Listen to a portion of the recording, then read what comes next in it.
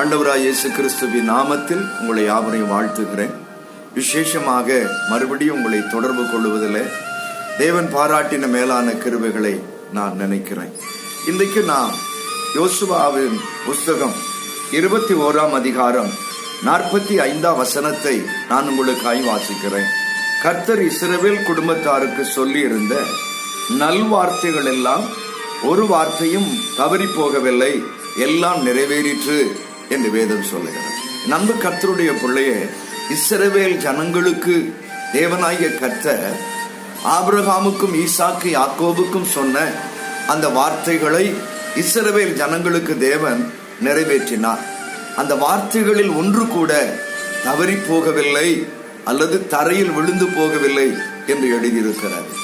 நீங்கள் 1 ராஜாக்கள் 8ஆம் அதிகாரம் 56ஆம் வசனத்தை நீங்கள் தியானிக்கிற பொழுது அங்கும் தீர்க்கதரிசி சொல்லி இருக்கிறார்.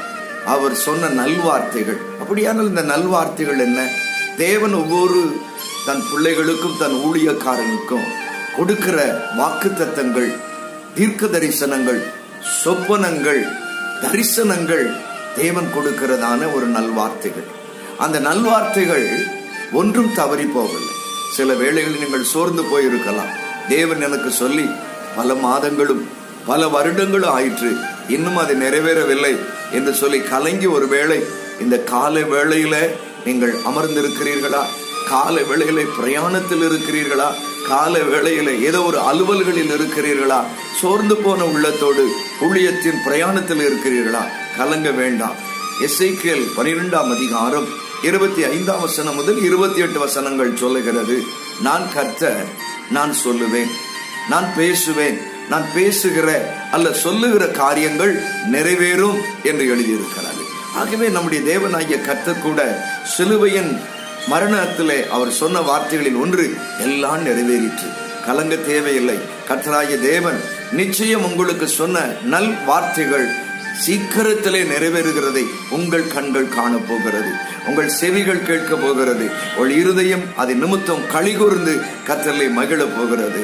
இயேசு கிறிஸ்துவின் நாமத்தில் உங்களுக்கு நான் சொல்லுகிறேன், இனி கர்த்தர் சொன்ன வாக்கு தத்தங்கள் தரையில் விழுவதில்லை, அது தாமதிப்பதும் இல்லை, அது நிறைவேறும். இந்த கால வேளையிலே நீங்கள் விசுவாசிங்க.